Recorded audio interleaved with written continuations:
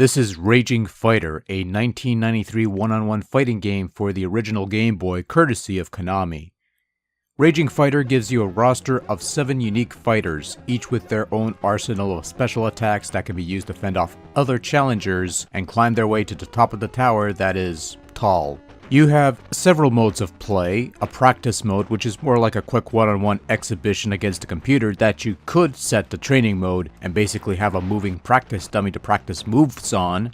Tournament mode where you pick a fighter and fight off the remaining 6 fighters before eventually facing off against yourself in a final battle. The versus mode where you and another player can fight each other by way of game link. And then there's the story mode, which is more of a group battle endurance mode where your team of 3 fighters that you cannot change face off against another team of 3 fighters, and whichever side runs out of fighters loses.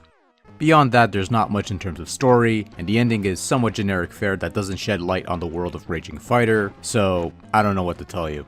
Raging Fighter operates much like any other fighting game would. You have 2 fighters on screen, and whoever drains the other of all life wins the round, and whoever wins the required number of rounds wins the match. You have a variety of basic moves including a punch, a kick, and both crouching and jumping variations of both attacks, as well as a throw of some sort. In addition to these basic maneuvers, each fighter has a couple special moves at their disposal, inputted using your traditional button combinations you typically associate with one-on-one fighting games.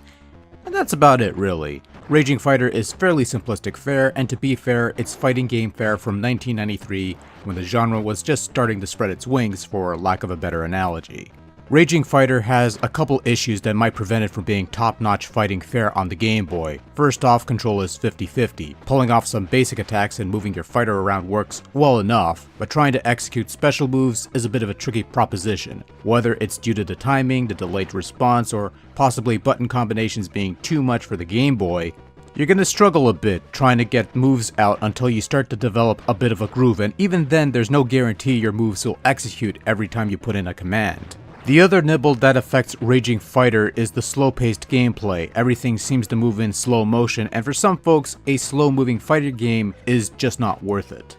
Now, with all that being said, I'd be lying if I said that Raging Fighter was complete rubbish, because for all its detriments, there is some fun to be had with this game. While pulling off special moves is a bit of a chore, control is otherwise pretty functional. The game plays as a traditional fighting game would, with no real surprises. Collision detection is pretty solid and reliable.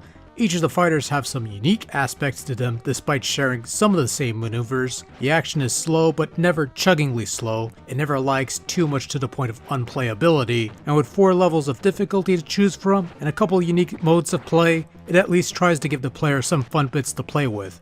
If anything, this runs better than the choppy port of Street Fighter 2 that would come along later on, and it is yards above the crapfest that is Mortal Kombat on Game Boy. Raging Fighter sports some nice detailed graphics with some sizably large fighters and nice looking background stages. Yes, the stages look almost identical to each other with only minor differences to distinguish them, but to be fair, you are fighting in a tower, so there's at least some explanation to these similar looking arenas. Sadly, while the characters are big and somewhat animated, they're not quite the most distinct cast of fighters you'll ever come across, with the exception of Bulk.